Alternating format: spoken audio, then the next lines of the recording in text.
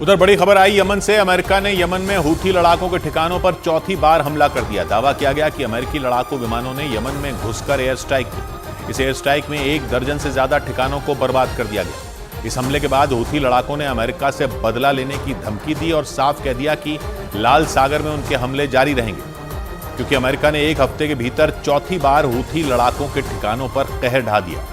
2 रोज पहले हूथी लड़ाकों ने अमेरिका के एक जहाज पर बैलिस्टिक मिसाइल दाग दी थी, जिसका बदला लेने के लिए अमेरिका ने एक बार फिर यमन में घुसकर उन्हें मारा। यमन के धमार इलाके से आई तस्वीरों में अमेरिकी हमले के बाद जोरदार विस्फोट होता दिखाई दिया।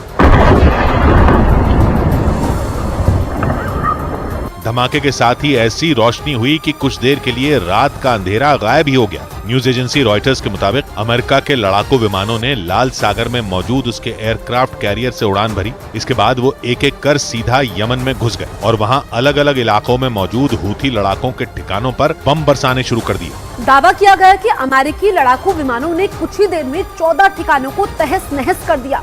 रॉयटर्स के मुताबिक ये हवाई हमले यमन के सदा, धमार और तईज समेत अल हुदैदा प्रांत में किए गए। यमन के इन इलाकों पर हूथी लड़ाकों का कब्जा है और 22 जनवरी से ही ये इलाके अमेरिका और उसके सहयोगियों के निशाने पर हैं। रॉयटर्स के मुताबिक बीते 1 हफ्ते में अमेरिकी सेना ने ये चौथी बार हूथी लड़ाकों के गढ़ में घुसकर हमला किया। दावा किया गया कि इन हमलों में करीब 60 ठिकानों को तबाह कर दिया गया और इन हमलों के जरिए अमेरिका ने बदला लेने का दावा किया, क्योंकि हमास के समर्थन के नाम पर हूथी लड़ाकों ने बीते 3 महीने से लाल सागर में उत्पात मचा रखा है और उनके निशाने पर खास तौर से इजराइल और उसकी मदद करने वाले देशों के जहाज हैं। हूथी लड़ाके सुपर पावर अमेरिका के जहाजों को भी नहीं बख्श रहे। उनके हमलों से भड़का अमेरिका सिर्फ हथियारों से ही वार नहीं कर रहा, बल्कि उसने हूथी लड़ाकों का दाना पानी भी बंद करने का फैसला ले लिया। The Houthis as a specially designated global terrorist. America के इस कदम का मतलब है कि हूथी लड़ाकों को दुनिया आतंकी मानेगी। ऐसे में इस संगठन से जुड़े लोगों की संपत्ति जब्त करने का रास्ता खुल जाएगा।